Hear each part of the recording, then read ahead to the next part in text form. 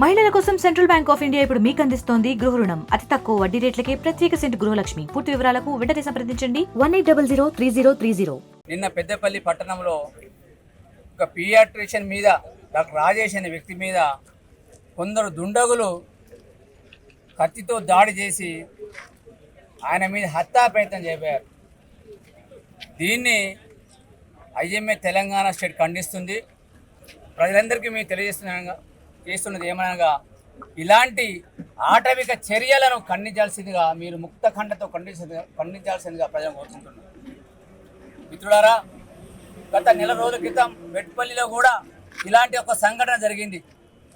ఒక వైద్యుడిపై పెట్రోల్ పోయడానికి కొందరు దుండగులు ఆయన వెంబడి పరిగెత్తారు. నిన్నటి సంఘటన కూడా ఒక డాక్టర్ పరిగెత్తుతుంటే కత్తితోని కొందరు దుండగులు ఆయన చంపడానికి ప్రయత్నం చేశారు.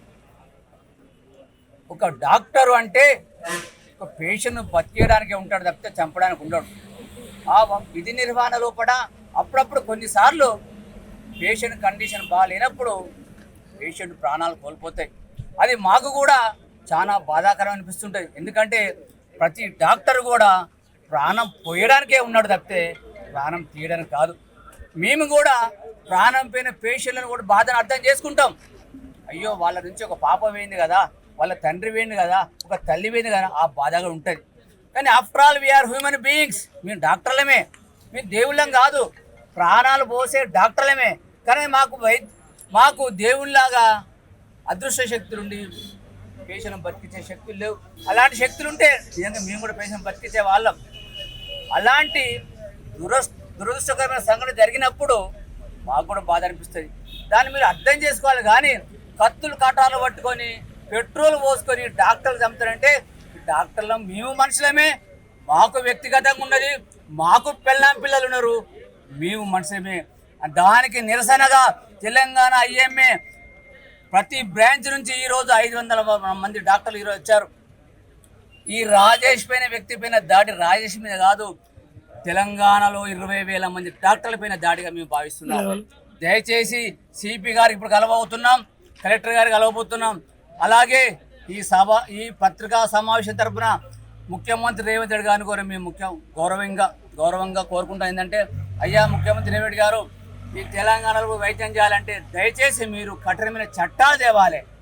మేము ఏ గవర్నమెంట్కి వ్యతిరేకం కాదు, మేము ఏ పేషెంట్కి వ్యతిరేకం కాదు, మేము డాక్టర్లము పేషెంట్లను ప్రాణాలు పోయడానికి ఉన్నాం. దయచేసి మేము ఇలాంటి సంఘటనలు పునరావృతమైతే మాత్రం రాష్ట్ర వ్యాప్తంగా నిరసన వ్యక్తం చేస్తాం. గవర్నమెంట్ డాక్టర్లు, ప్రైవేట్ డాక్టర్లు మొత్తం మేము పెన్ స్టెప్ డౌన్ లాగా మీ వైద్య సేవలు బంద్ చేస్తాం. ఇది మాత్రం అంతం కాదు, ఆరంభం. ఉన్న మెట్పల్లినే మేము సరే ఉదాసీనంగా వ్యవహరించినందుకే ఇట్లా జరిగింది కావచ్చు అనిపిస్తుంది. దీన్ని ఏ లెవెల్ వరకైనా పోతాం, స్టేట్ కాదు సెంట్రల్ వరకైనా పోతాం. ఈ విషయంలో మీరు పత్రికా విలేకరులు కూడా దయచేసి మాకు సంఘీభావం పలకరించాలి.